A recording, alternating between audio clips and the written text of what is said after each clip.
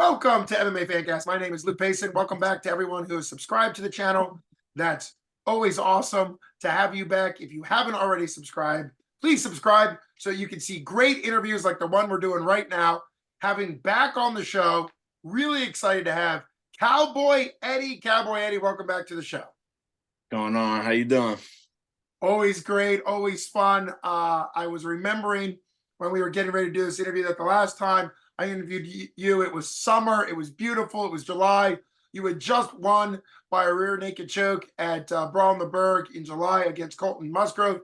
And you were kind enough to do this interview, the post-fight video wrap-up interview for MMA Fancast from your boat on the, I think it was on the Monongahela. It was right in Pittsburgh.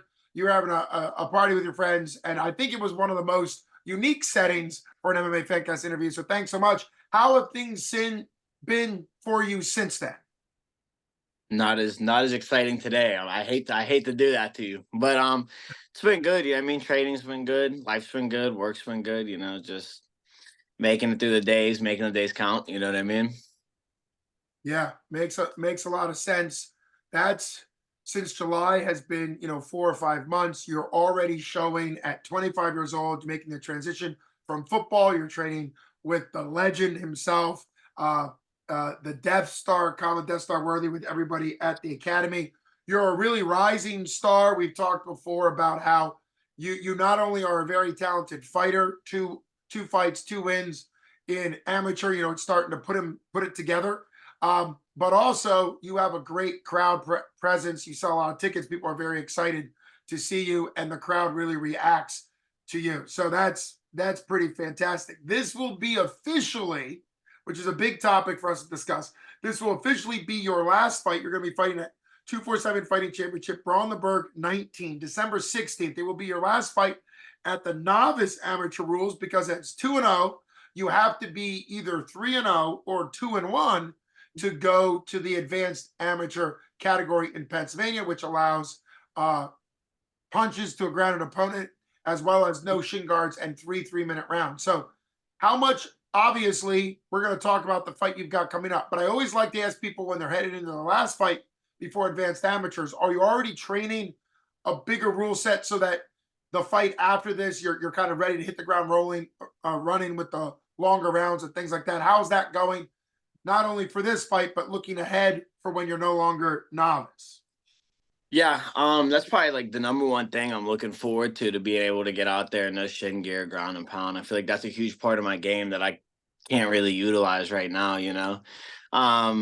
As far as preparation, Kama and Shaka, they're huge on training to be a professional. You know what I mean? They don't train amateur rules in the gym. It's sometimes we'll do 5-minute rounds. Yesterday, Shaka and I did a couple 10-minute rounds. Like, okay, they're all about training to be a pro. You know what I mean? So we'll get in there and do 5-minute rounds. And honestly, I'm a huge fan of that, because at first you shy away from it, you run away from it. You know what I mean? But then, you get into those 5-minute rounds, and then we'll do some fight simulation, and it's like, we're already done. You know what I mean? Like we'll go through a 2-minute round, and it's over, and it's way easier. So sure. I'm actually a huge fan of training the 5-minute rounds. I think it prepares you a lot more for the 3s, the 2s. But yeah, it's definitely something I'm really looking forward to. I'm really excited to get the first fight.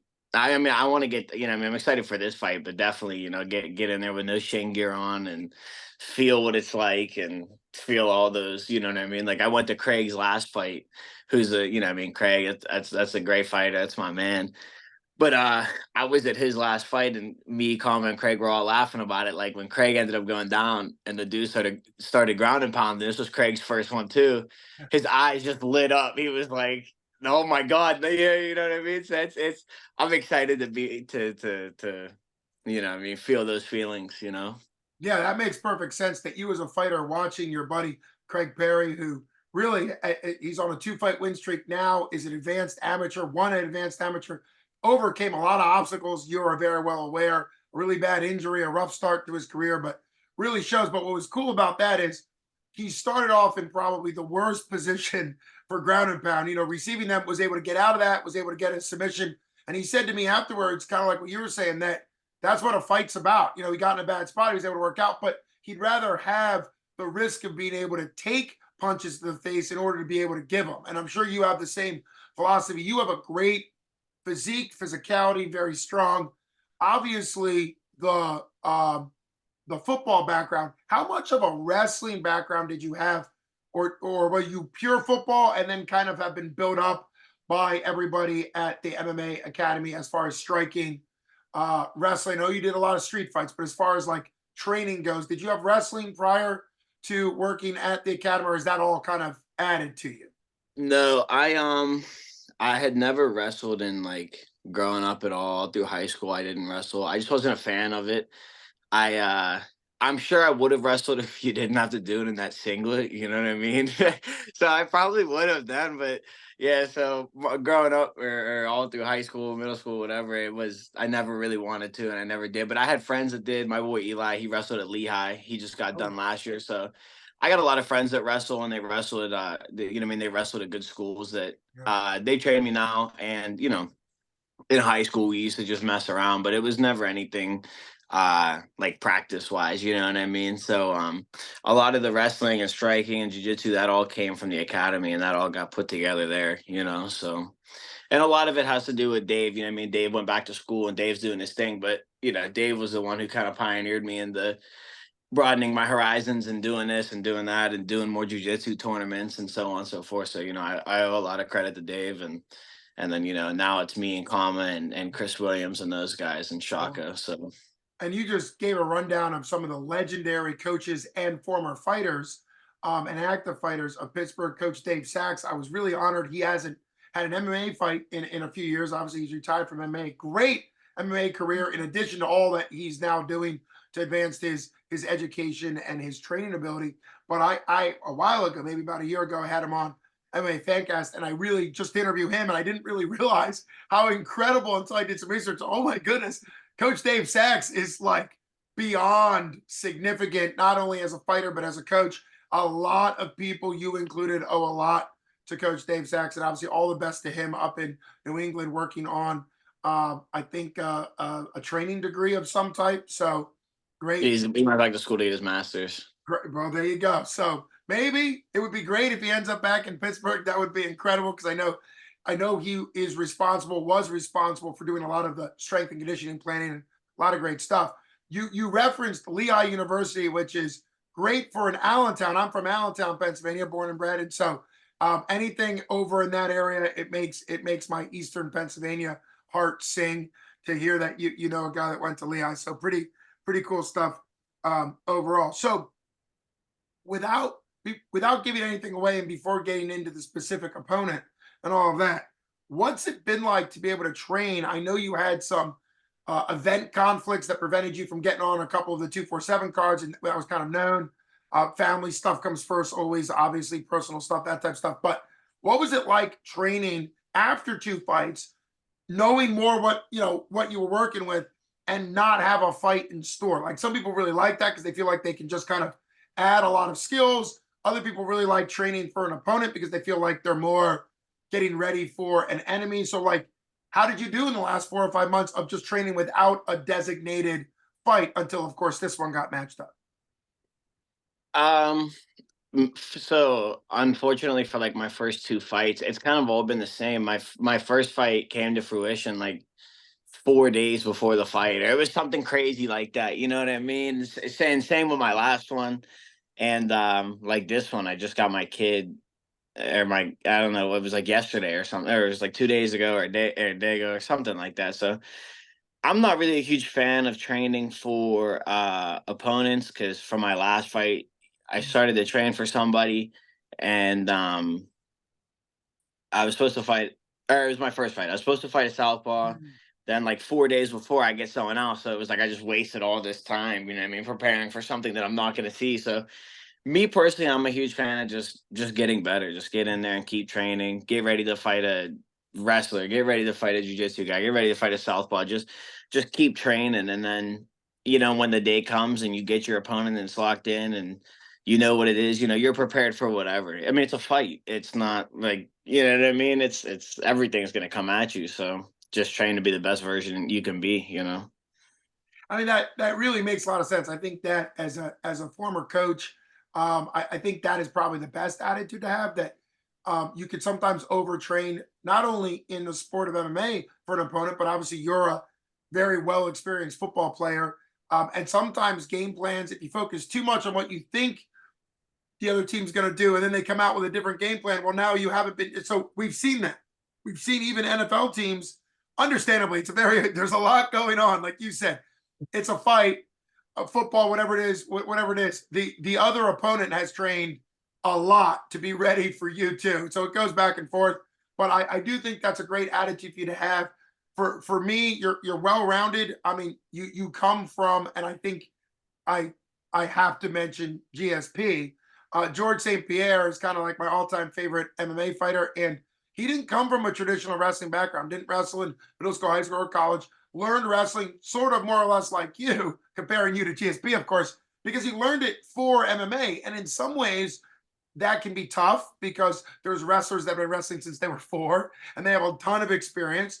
We know DC Cormier and others, but also sometimes there's a lot of experiences in wrestling that you have to kind of train out if you're doing MMA wrestling. You didn't have that. GSP didn't have that. And you kind of learned wrestling to be applied to MMA. And I think that's an advantage. But of course, it's an advantage too if you're a world champ in wrestling. It's kind of like you bring what strengths you have. So let's get to this opponent. You're going to be fighting JJ Roundtree, who's coming from Kentucky, to fight you on December 16th. Brawl on the Burgh 19th at the Monroeville Convention Center. You fought there last time, if I remember right, in July at Monroeville Convention Center. So what are your thoughts about him particularly, and what do you expect, and what are you predicting wise for this fight? It's funny you asked me that last question leading into this one. I mean, I don't know anything about the guy. I don't know where he's coming from. I don't know his age. I don't know. I just know what he looks like. You know what I mean? I don't know what stance he is. Um, yeah, Hunter sent me someone and I signed it. And then like a couple days later, he sent me another one and I signed it. So I don't even know who I'm fighting. I'm just showing up. You know what I mean? Well, as long as you don't fight Chip Snyder, he's the guy that won't be Chip Snyder in the cage with you. So you get that figured out, right? Okay, I know who Chip is. So it's the dude who's not Chip. Done, right?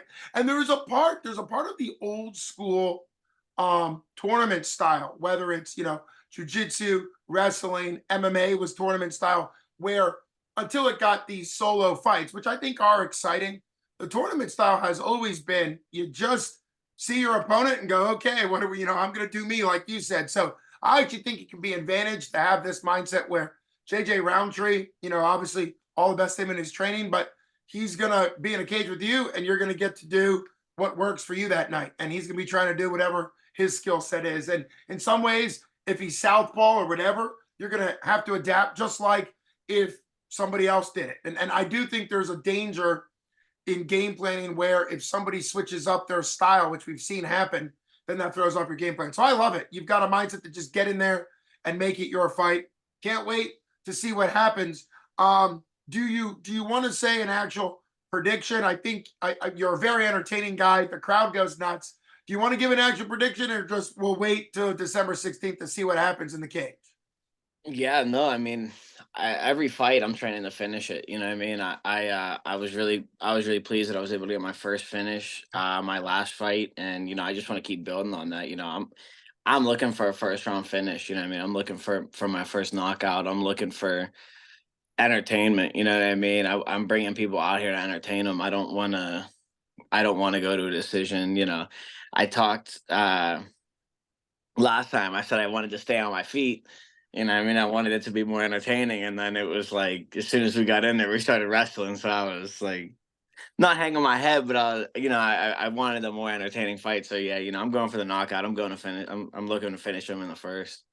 Well, you did finish your last opponent in the second round, and Colton Musgrove, in many ways was 2-0 when you fought him. He was 1-1 as a record because he got a DQ loss in a fight that he had basically won, but with rules that weren't allowed, and we understand it's got to be rules. So you were fighting a guy who had a lot of obviously a lot of skill set, and I think in some ways that actually brings out a better fight in you when you're fighting somebody who, in his case, was 1-1, but basically 2-0, brought the fight to you in grappling, wrestling, and then you ended up submitting him. And I think that's a great defense when somebody wants to engage in a wrestling heavy attack, because sooner or later somebody's going to be like, well, I don't want to get finished on the ground because Coach Dave Sachs made Cowboy go to all these jiu-jitsu tournaments and he didn't know what jiu-jitsu was. Because I remember some of your coaches telling that they just said, hey, get out there. You're like, okay. And, you made it work. So, and of course, now you've since learned, but very exciting. And I've often said a finish is a finish, whether it's a submission, a TKO, knockout on the feet. Your next fight will be ground and pound. But for this fight, still a lot to offer. This whole card, top down, is just absolutely incredible. There's a lot of great fighters on this card, amateur, advanced amateur, and pro.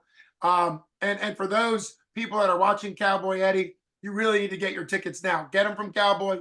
You need them. This is not one of those things we're making up. They're posting updates on the seating chart on the 247 Facebook page, and seats are literally selling out because not only are you on the card, Cowboy, which is enough there, but there's so many great fights and great fighters and great matchups on the card that it's a lot, and it's great. And it's just, they've announced 10 fights and all fights are great. It's wonderful. So I appreciate you coming on. Is there anybody that's been announced? And I know this is tricky because you got to focus on yourself. You don't even know the order of when you'll be fighting, but is there anybody else on that 10 fight card that you're excited that will be fighting? Even if you can't watch them, is there anybody that stands out? There's a lot of great fighters on that card. I think the Patton's fighting on this card. Yeah. Yeah, he's the main event. Yeah, he's the main event. Yeah, I'm a huge fan of him. I'm really excited to see him fight. Chris talks really highly of him. Chris, Chris loves him, and Yeah. he was always nice to me when I saw him. So I'm excited to watch him fight. Other than that, James is on the card. Yeah. A former teammate of mine. I'm really excited to see him fight. I think those are the only people that I know that are Sure.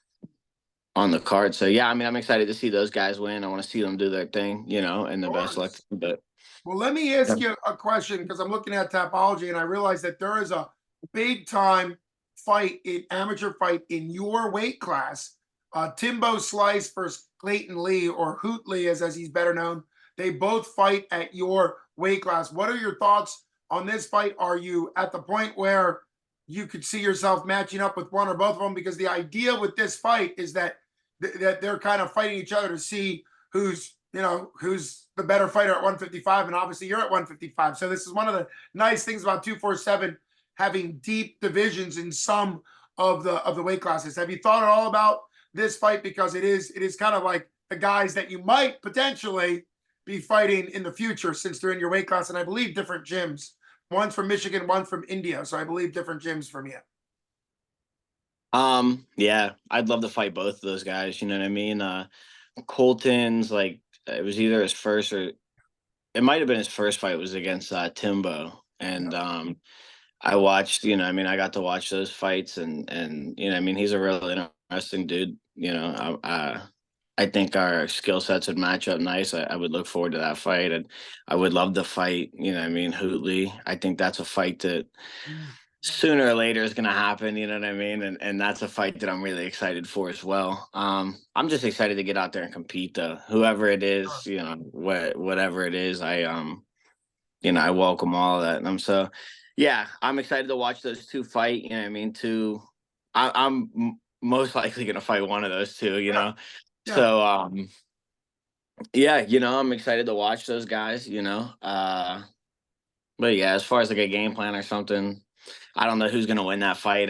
We were just talking about that. I don't know who I see winning that fight. So I'm ready to fight both of them. You know what I mean? Well, and that's the point, right? Part of you being in that weight division, and I'm sure Timbo Slice or Hoot Lee would say the same thing. Like you want to fight the good fighters in your weight class. And to your point, I'm excited no matter who wins that fight. If you win yours and whoever you win, it would make sense to me. I'm not the legendary Jim Mooney. I don't look anything like him. He's way more handsome. But the point is, that he probably has a couple thoughts in mind at all times, but that would be very exciting. Timbo, give him credit. He travels in from Michigan. He's always the away guy. He has fought so many times for 247. He's actually developed a little bit of a fan following because he fights for 247. And Hoot Lee, the idea of you fighting Hoot Lee, who sells a ton of tickets and has a crowd, hoot, hoot, hoot, and you who sell a ton of tickets and have a crowd screaming for you, Cowboy, and wearing Cowboy shirts and all that. I got to meet your dad at the last fight because he was wearing I didn't realize he was your dad, but he was wearing a Cowboy shirt. And I just walked up and said, "Oh, you guys are here for Cowboy Eddie." He's like, "Yeah, he's my boy." I was like, "Oh, well, that's great. That makes it easy." But I love when I can look into the audience and see the pockets of who's supporting who. That's always so fun. It's a reason why, if you're a fan out there, not only does it to support your fighter to buy a fight shirt from them, which really helps them out, but it also kind of helps the atmosphere when you can kind of see, oh, look who's in that camp. It's really a cool thing. So I appreciate you taking time, like we said at the top of this show, to bring me on to the video on your party boat when you were celebrating. Hopefully we can do some type of interview at your next celebratory party. So we'll see, but I appreciate you coming on tonight. For those of you that need it one more time, 247 Fighting Championships, Brawl in the Burgh, December 16th. Cowboy Eddie on MMA Fancast with Luke Payson. Thanks so much, sir. Thank you. Have a good night. You too. All right.